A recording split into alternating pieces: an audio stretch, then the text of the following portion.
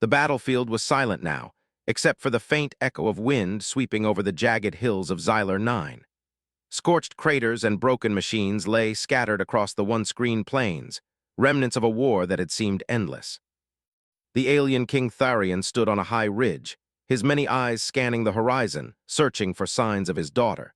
She had been his pride, his hope for the future, and now he feared she was gone. The last transmission had come during the chaos of battle, a single message, distorted and broken, saying only that Lysera had been caught in an ambush. After that, nothing. He clenched his claws tightly, feeling a mix of anger, grief, and helplessness. His generals had assured him that all was lost, that Lysera had been taken by humans or worse, that she had fallen in the battlefield like so many soldiers before her. Tharion refused to believe it at first, but the absence of any news for days had forced a heavy truth upon him. Meanwhile, far from Xyler 9, Princess Lysera opened her eyes to a sky streaked with unusual colors. The landscape was strange, with tall, twisted trees and a soft, glowing mist that clung to the ground. She had survived the ambush, though not without injury. Her leg was sore and her wing, slightly bent, made every movement painful. She struggled to her feet, fighting against the dizziness that threatened to pull her back down. Every instinct told her to hide, to find shelter, and to wait for someone to come. But deep inside, she knew waiting would not save her. She had to move to survive, to find a way back home. From the shadows emerged a figure. At first, Lysera froze. The shape moved carefully, cautiously, holding a strange device that glowed faintly. It was a human, a creature she had only seen in battle images or heard about in stories told in the royal archives. They were smaller, softer, and yet there was a confidence in their movements that made her pause. "Are you hurt?" the human asked, in a voice that was steady but gentle. Lysera hesitated. She had been taught to distrust humans, to see them as the enemy, and yet something in this one's eyes spoke of kindness, not cruelty. With a slow nod, she indicated her injured leg. The human crouched down, examining her carefully. "I can help," he said. "I know where it's safe. You can rest there." Lysera didn't trust easily, but she had little choice. Pain made decision-making difficult, and instinct told her this human was different. She allowed him to help her, steadying herself as he supported her weight. Every step was a struggle, and she felt the sting of embarrassment at needing assistance. But she also felt something unexpected, hope. Perhaps survival was still possible. As they traveled together through the strange terrain, Lysera watched the human closely. He was clever, always finding paths that avoided danger, noticing patterns she would have missed. His mind seemed quick, alert to everything around him. She had never met anyone quite like this. He explained things simply, pointing out plants that were safe to eat, paths that were hidden from the creatures that roamed at night, and how to move quietly to avoid attention. Over time, they began to speak more freely.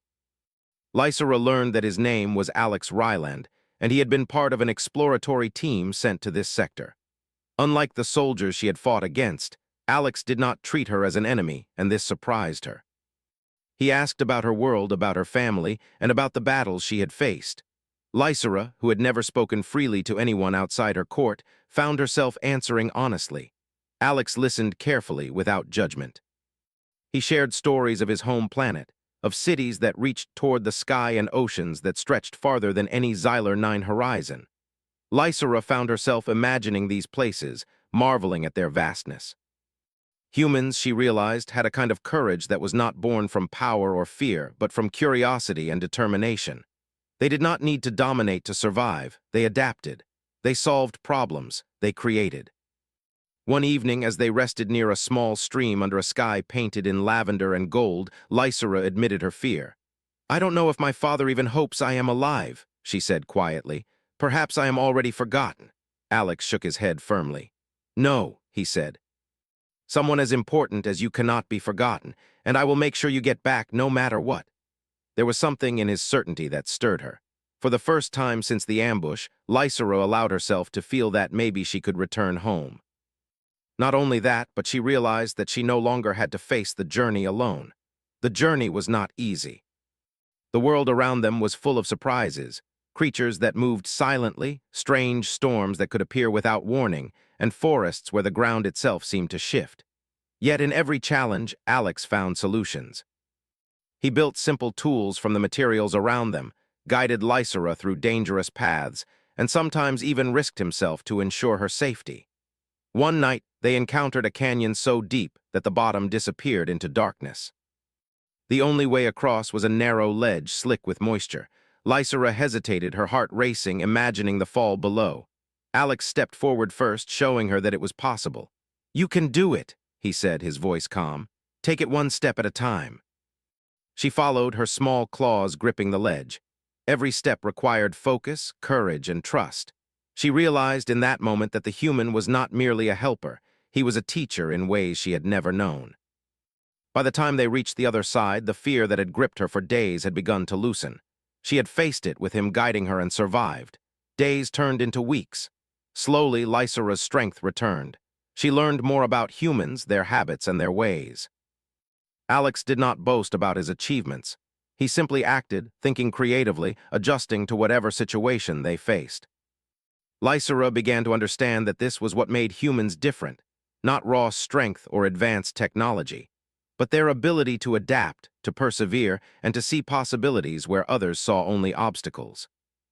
During a quiet moment as they watched a sunset that lit the sky with colors she had never seen, Lysera spoke again. "Humans, you are not like we were taught," she said. "I expected to find cruelty or weakness. Instead, I see courage, intelligence, loyalty." Alex smiled softly. "We're not perfect," he admitted, "but we try, that's what matters." Lysera felt a strange warmth, a mixture of respect and admiration. She had never felt this way about any creature outside her own kind. And she realized that survival had given her more than just a chance to return home. It had given her a new perspective. Perhaps humans were not the enemy. Perhaps, in time, they could even be friends. As they approached the edge of a valley that Alex said led toward a major settlement, the air shifted. The wind carried a scent that made Lysera pause. She felt it in her chest, a mixture of fear and excitement. Home was near, and with it the possibility of reunion with her father. Yet Lysera also felt a tension she had not expected. She had survived against all odds thanks to a human. How would her father react? How would her people react? Xyler 9 was not a world known for accepting the unfamiliar, and yet she knew that she could not hide the truth of her journey. They entered the outskirts of a small settlement, cautiously avoiding patrols and strange watchers. Alex's eyes scanned every corner, noting dangers she would have missed. Lysera realized that in his company she had learned to see the world differently. She felt lighter, stronger, and more confident than she had in months. Finally, as the sun began to rise, casting long shadows across the plains, Lysera spotted a distant city, the heart of her kingdom. The spires of the palace rose high, shining faintly even from this distance. Her heart leapt. After weeks of struggle, she would return. After weeks of uncertainty, she would see her father again. Alex noticed her sudden change in demeanor. "We're almost there," he said. "Are you ready?" Lysera nodded, her eyes reflecting both determination and a quiet fear. "I am ready," she said. "And I want you to come with me." Alex hesitated, knowing that the palace would not welcome a human easily, but he saw the trust in her eyes and the courage in her stance. "Then we go together," he said. As they moved toward the city, Lysera felt a mixture of anticipation and dread. The reunion with her father, the reaction of the court, and the unknown reception of a human companion weighed heavily on her mind. Yet, for the first time since the ambush, she felt hope, not only for herself, but for the possibility of a new understanding between her people and humans. And so, side by side, Princess Lysera and Captain Alex Ryland stepped forward, toward the palace, toward the unknown, and toward a future that neither of them could have imagined when they first met on the strange, glowing plains. The journey had changed her, and she knew it had changed the world around her, even if no one else yet understood. The city of Xyler 9 spread out before Lysera and Alex, its towering spires glinting in the morning sun. The streets were alive with activity, citizens moving briskly between buildings, merchants calling out their goods, and patrols scanning for any sign of trouble. For Lysera, every detail was familiar, yet everything seemed different after weeks of survival beyond the battlefield. Her eyes traced the familiar spires of the palace, and her heart beat faster. She could almost feel her father's presence waiting for her. Alex walked beside her, silent but alert. He noticed the subtle gestures of the city guards, the way citizens glanced at them with curiosity, and even the faint tension in the air. He knew that returning as a human companion to a royal alien princess would not be welcomed easily. But he also understood Lysera's need for him to be by her side. He had seen her fight, endure, and survive, and now he would help her navigate the complex world she had left behind. As they approached the palace gates, the guards immediately recognized Lysera. Their initial surprise at seeing the princess alive quickly turned into cautious relief. Whispers spread among the soldiers and attendants, whispers of the princess's miraculous return and the strange human who had accompanied her. Some looked at Alex with suspicion, others with curiosity. Humans were not common in this city, and the idea of one walking openly in the palace halls was almost unheard of. A royal attendant stepped forward, bowing low. "Princess Lysera," he said, voice trembling slightly. "We feared you lost. The king has been awaiting news of you." Lysera nodded, feeling a mixture of nervousness and pride. "I am here," she said softly, glancing at Alex, who offered a reassuring nod. "And I am not alone." The attendant hesitated, then gestured for them to enter. The palace gates opened slowly, revealing the grand courtyard, filled with statues, fountains, and carefully manicured gardens. Every detail reflected the grandeur of Lysera's family and the history of their people. As they walked, the whispers of courtiers and servants followed them, but Lysera ignored them. Her focus was on the throne room where her father awaited. Inside the throne room, King Tharion sat upon his elevated chair, regal and imposing. His multiple eyes fixed on the doorway, and when he saw Lysera step forward, his expression shifted, first disbelief, then overwhelming relief. He rose slowly, his powerful frame moving with a grace that belied his size. Lysera felt a wave of emotion, a mixture of joy, fear, and longing. "My daughter," Tharion said, voice deep and filled with emotion. You are alive." Lysera stepped closer, bowing her head briefly in respect before raising it to meet his gaze. "Father, I am alive. And I have returned with someone who saved me." She gestured toward Alex. The king's eyes narrowed as they fell upon the human. Suspicion and disbelief flashed across his face. "A human," he repeated. "With you," Alex bowed respectfully. "Your Majesty," he said calmly. "I am Alex Ryland. I only wished to help the princess survive. That was my purpose." The king studied him for a long moment, the air thick with tension. Finally he spoke, his voice steady but cautious. "Humans are not our allies. You risked much by associating with her." "Tell me why you should not be treated as an enemy." Alex straightened. "Because I have done nothing but help her, Your Majesty. I have guided her, protected her, and ensured her safe return. I ask for nothing more than recognition for what has been done. I seek no power, no reward, only understanding." The throne room was silent.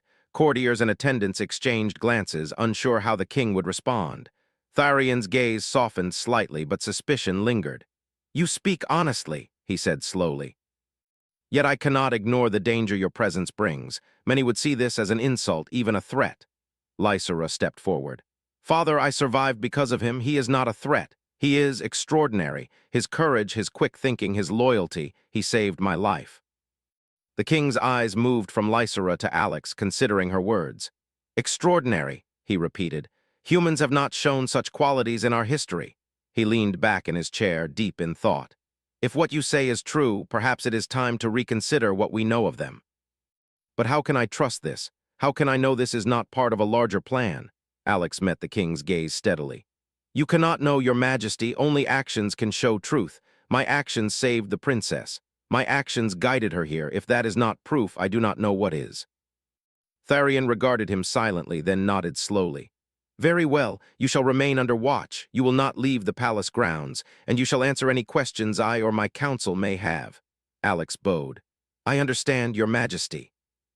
As the king gestured for them to approach, Lysera felt a quiet relief. The first hurdle had been crossed, but she knew there would be more. The court would not all accept Alex's presence, and some might see him as a threat or an opportunity to gain favor by opposing him. But for now, she was reunited with her father, and that was enough. In the following days, Alex adapted to life in the palace.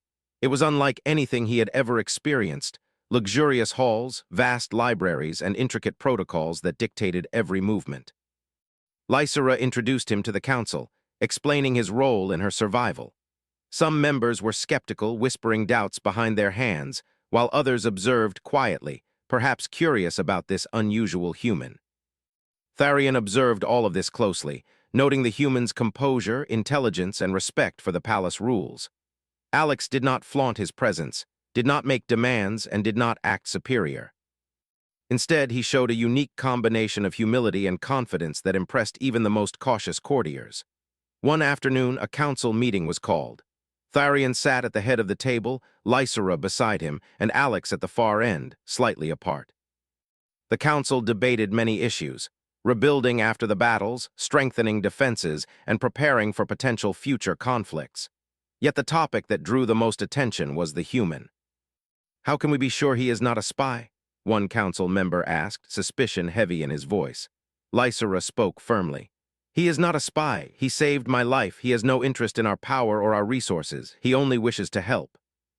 Another council member, more open-minded, said, "Perhaps humans are capable of more than we have assumed. Perhaps there is value in observing him, learning from him." Tharion remained quiet, listening to both sides. He had seen Alex's abilities firsthand during the journey, and he knew the human's ingenuity and adaptability were real. Perhaps, he thought, this was an opportunity rather than a threat. Over the following weeks, Alex became more than a guest. He assisted in the palace library, helping to organize records and documents in ways that revealed patterns no one had noticed before. He suggested improvements to agricultural plans, communication networks, and even minor architectural adjustments that made the palace more efficient and comfortable. Each suggestion was met with skepticism at first, then curiosity, and finally respect. Lysera watched him with admiration. The human had taught her so much already, and now she saw him influencing her father's decisions, subtly but effectively. It was strange, she thought, that someone so different could contribute so much to her world. Yet she could not deny it. Alex had a way of seeing possibilities where others saw only obstacles. One evening, as the sun dipped behind the palace towers, Lysera and Alex walked through the gardens. The air was filled with the scent of flowering plants, and the quiet hum of the city below was a soft backdrop to their conversation. "You've changed things here more than you realize," Lysera said. "Even my father notices." Alex shrugged modestly. "I only do what I can." "I follow what makes sense. That's all any of us can do," Lysera smiled. "Humans are remarkable. I wish everyone could see it the way I do now." Alex glanced at her, his expression serious but kind. "Perhaps they will in time. Sometimes it takes someone willing to show them a new way." Their conversation was interrupted by a sudden alert from the palace guards. A messenger had arrived, bringing news of disturbances in nearby settlements. Groups of citizens who were wary of humans and who feared changes the princess might bring by associating with Alex. Some were curious, others angry, and a few had begun spreading rumors that a human in the palace was a bad omen. Tharion called for an assembly, inviting citizens to hear the princess speak. Lysera, with Alex at her side, addressed the crowd with calm confidence. She spoke of her journey, the bravery of the human who had helped her, and the lessons she had learned about trust, courage, and cooperation. She did not demand acceptance but asked for understanding and an open mind. The citizens listened, some skeptically, some thoughtfully. Slowly, murmurs of agreement spread. They had witnessed her return, safe and whole. They had seen Alex's respect and helpfulness, and they could not deny the princess's words or the truth in her eyes. By the end of the assembly, attitudes had begun to shift. Humans were no longer merely outsiders. They were beings with their own strengths, capable of courage, creativity, and loyalty. Tharion watched quietly, pride welling in him for his daughter and a growing respect for the human who had proven himself. As night fell, Lysera and Alex returned to the palace halls. They walked in companionable silence, both reflecting on the day's events. The challenges had been many, but they had faced them together, and in doing so, changed perceptions and hearts alike. Lysera realized that her return was not just about her survival. It was about a new understanding, a bridge between her world and another. Alex had become more than a companion. He was a symbol of what humans could offer and what could be achieved when courage and compassion guided actions. And so, as the palace settled into quiet for the night, Lysera felt a new sense of purpose. She had survived, returned, and inspired change, but she also knew that the journey was not yet over. New challenges would come, new lessons would be learned, and the future of her kingdom might depend on the bonds she was forming today. bonds between species, between worlds, and between hearts. Morning light flowed gently through the high windows of the palace, casting long golden lines across the smooth floors. Xyler 9 felt different now. The air itself seemed calmer, as if the planet had taken a slow, deep breath after a long time of holding tension. Princess Lysera stood near a balcony, looking out over the city she loved. The people below moved with purpose, but also with a sense of curiosity and hope that had not been there before. Behind her, King Tharion watched quietly. He had aged visibly during the weeks Lysera had been missing. Now, seeing her alive and strong again filled him with relief he had never thought he would feel so deeply. Yet his thoughts were not only of his daughter. They were also of the human who stood several steps away, studying a strange alien plant with interest and care. Alex Ryland had become a familiar presence in the palace. No longer whispered about with fear, he was now spoken of with curiosity and, in some cases, respect. His calm nature and thoughtful behavior had slowly eased the concerns of many. He never demanded attention and never acted as if he deserved special treatment. Instead, he listened more than he spoke and offered ideas only when asked. This approach had earned him something rare in the palace, trust. Tharion stepped forward. "Lysera," he said gently, "walk with me." She turned and nodded, falling into step beside her father. They walked through a long hallway filled with murals that told the history of their people, great achievements, discoveries, and lessons learned over centuries. Lysera glanced at them and realized something important. None of these murals showed cooperation with other species.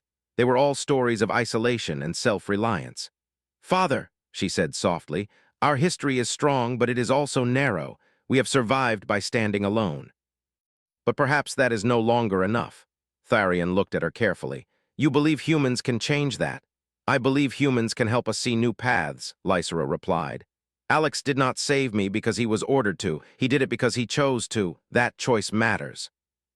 Tharion stopped walking. He turned to look at his daughter fully. "When I believed you were lost," he said, voice heavy, "I questioned every decision I had ever made as a king. Power, tradition, caution, none of it mattered without you. Now you return not only alive, but changed. Stronger in ways I did not expect." Lysera met his gaze. "I learned that strength is not only about control or power. Sometimes it is about understanding and adaptability. Humans are very good at that." That same day, a gathering was called in the central forum of the city. It was not a formal council meeting, but an open assembly. Citizens from many regions attended, curious to hear what the king and princess wished to say. Alex stood quietly near the edge, unsure of his place. He had never wanted to be a symbol, yet he knew his presence carried meaning. King Tharion addressed the crowd. His voice was calm but carried easily across the open space.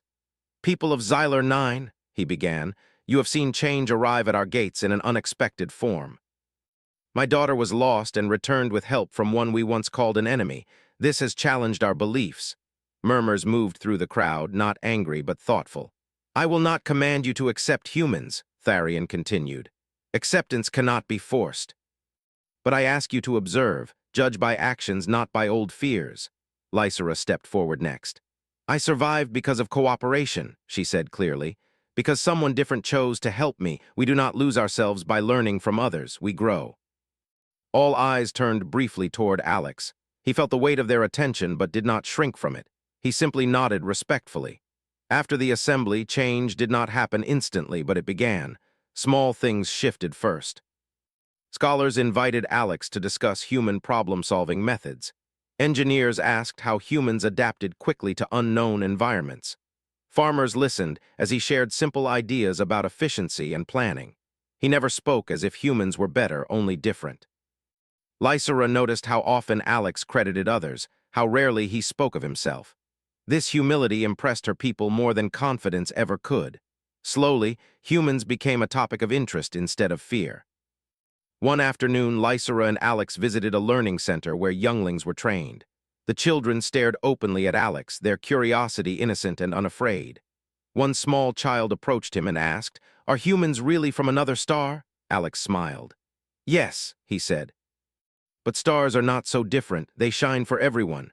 The child seemed satisfied and ran off to share this information proudly. Lysera laughed softly. "You make it seem simple." "Sometimes it is," Alex replied. "Adults forget that."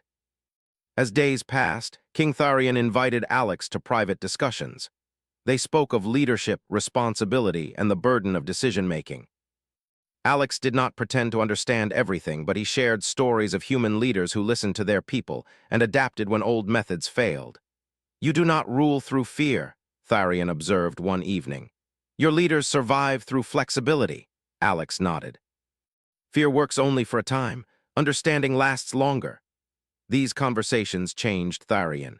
He began adjusting policies, allowing more open dialogue within the council and encouraging exploration of alliances instead of isolation. The palace atmosphere became less rigid, more thoughtful. Eventually, a formal decision was made. A message would be sent to human representatives, not as a challenge, but as an invitation. Lysera stood beside her father as he sealed the message. "This is a risk," Tharion admitted. "All meaningful growth is," Lysera replied. Alex watched quietly, understanding the importance of the moment. He felt a deep sense of responsibility, but also pride. Not personal pride, but pride in humanity's ability to build bridges without force. That evening, Lysera and Alex stood again on the balcony overlooking the city. Lights shimmered below, and the sky above was clear. "You will not always stay here," Lysera said, not as a question, but a statement. Alex shook his head gently. "No, but part of me will," she nodded. "And part of us will look outward now because of you." He looked at her. "Because of you choosing to trust." Silence followed, comfortable and full of meaning. Weeks later, as the first human envoys arrived peacefully at the edge of the system, Xyler 9 prepared not for conflict, but for conversation. The story of a lost princess and a human companion spread beyond the planet, becoming a symbol of cooperation. King Tharion stood before the stars and realized something profound. His empire's greatest strength was not its power or history, but its willingness to learn.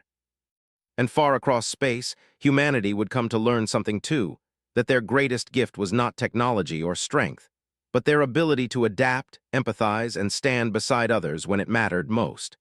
The future had changed quietly, without force, without destruction. Just a choice made by two individuals who believed that survival did not have to mean standing alone, and the galaxy would never be the same.